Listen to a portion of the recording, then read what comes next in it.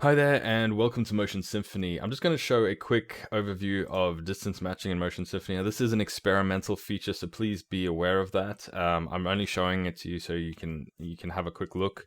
It's not completed yet. Some of things might not be working properly, and there might be bugs. So please just note that. Don't use this for production yet.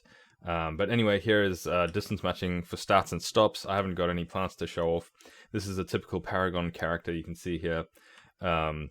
And all I've done in his animation blueprint is replace the start and stop animations with distance matching nodes. So it's really just a simple showcase here. You can see with the debugging on, you can see the points of the distance points being predicted. So when we're starting, we're matching the distance from that blue ball, and when we're stopping, we're matching the distance to the green ball. I'll show you what it looks like if we turn distance matching off. So a.anim node .mosymph, and we can distance matching enabled equal 0. So you can see the foot sliding there and the long acceleration, and here's the stop. You can see pretty much it's just a whole bunch of foot sliding. It's just playing the animation. So the point of distance matching is to help match your animation to your character's movement. So if we turn it back on,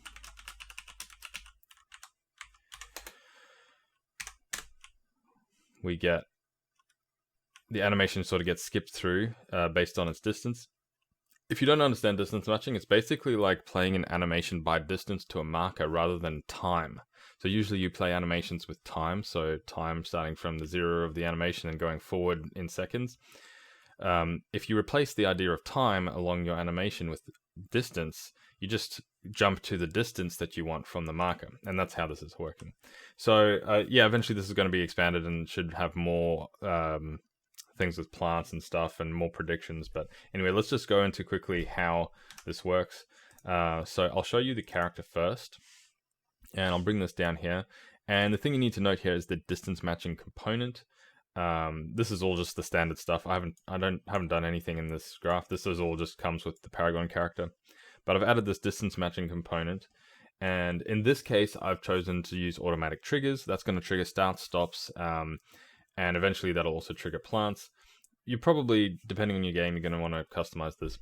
You've also got distance threshold. This is the distance at which the system decides that you've reached the distance marker. So if it's within 5 centimeters, later I'm going to add like continuous deltas so that it can be reached no matter what, even if the character turns. But for now, it is what it is. I won't worry about plant detection because as I'm not showing that off today.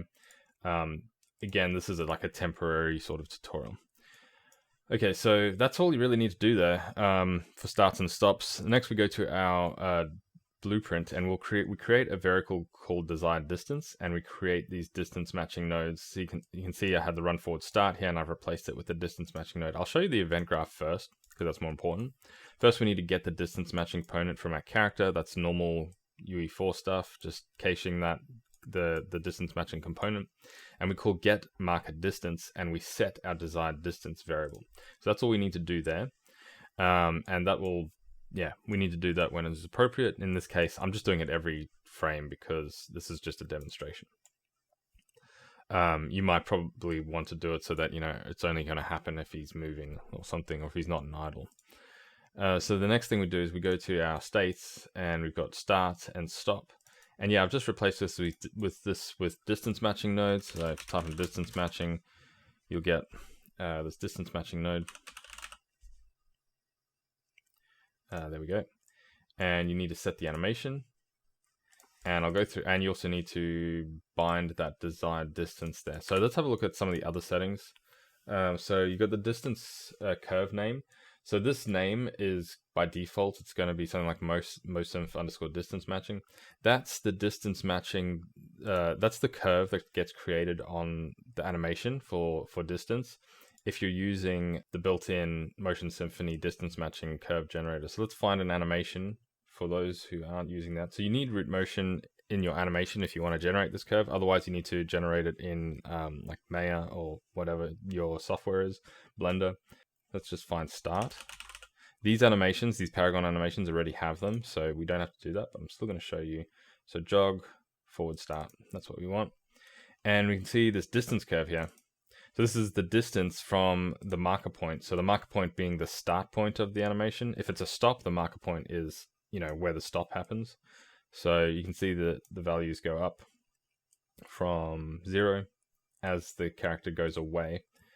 So if I go to animation modifiers and I add an animation modifier, add a modifier distance matching, and I go apply, it's actually not going to work here. You'll see it created a new curve called motion distance, and it's just a 0 curve. Now, that's because these animations don't have root motion, so there's no way to extract the distance. But if your animation source animations have root motion data in them, you can extract the distance marker itself. You will find that with Motion Symphony, the curve is actually opposite. So in this case, when you're running towards a marker, the value is going higher, whereas in my curves, it's going lower. And there's a way we can deal with that. I'm just going to delete this curve because it's irrelevant. Delete, remove. So if we're going here, in the case of this, if the curve is opposite to what Motion Symphony uses, you need to check this negate distance curve. So if you're using the Paragon characters and their built-in distance curves, or you've made the distance curves exactly like Paragon, then you need to check this because Motion Symphony does it in reverse. So you got motion type backwards. So in this case, this is a start. So we're matching backwards to a point. So backwards to the starting point. If it's a stop, we change this to forwards. If it's a plant, we say it's both. But forget about plants for now. We're just doing backwards and forwards. So for a start, it's backwards. And we've also got distance limit. It's just a limiter so that if we go beyond a certain distance, it just sort of plays the animation out. There's a bunch of other settings here. Let's see, is it worth going into? Distance reached threshold. Again, destination reached threshold. Again, if it gets close enough, it will just keep playing the animation after that point. Obviously, this is a start, so it doesn't apply. We can also add smoothing. So I'm actually going to show you what this looks like without smoothing. And the smoothing is very fast smoothing. But if you change this to -1, there's not going to be any smoothing. And you'll find what happens is when you're jumping around the distance curve a lot, it looks quite jittery. Let's see if I can demonstrate this. So that's 11. You'll see that the legs are a bit, you can almost see the blur on it a little bit. So the stops still have smoothing. So let me actually turn that off. I need to go to my animation graph. Where am I? Locomotion. So the stop, I'll turn it off on the stop as well, so you can get a better idea. So smoothing is -1, smooth rate -1.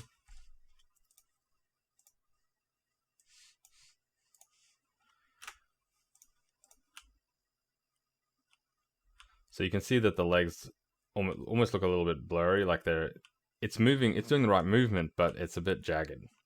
So we put in a little bit of smoothing, and I must stress only a little bit of smoothing, just to get rid of that jaggedness. But if you put in too much smoothing, then you've got the same problem with foot sliding again. So smooth rate, if you say 0.5, it's just a normal lerp.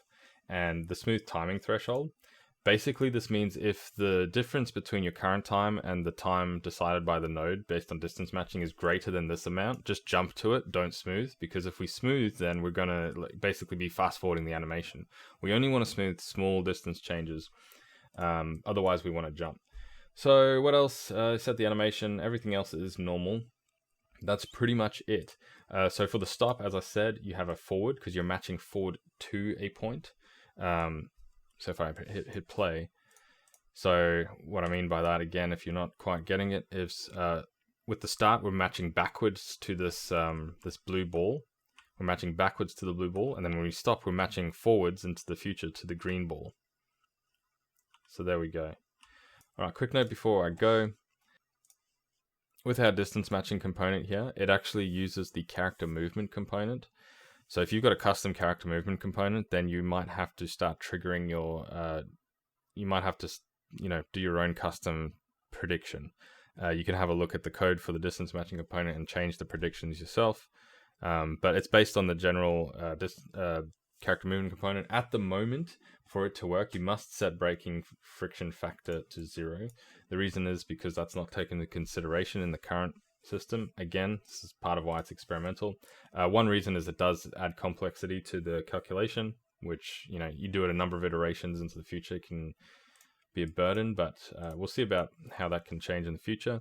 But for now, yep, that is basically distance matching in Motion Symphony. Once Motion Symphony is a lot more stable, my plan is to focus on getting distance matching up to scratch. And I also want to make distance matching a part of every single node in Motion Symphony. So not just its own standalone node. I want a multi-pose matching distance matching node. I want to have distance matching in motion matching.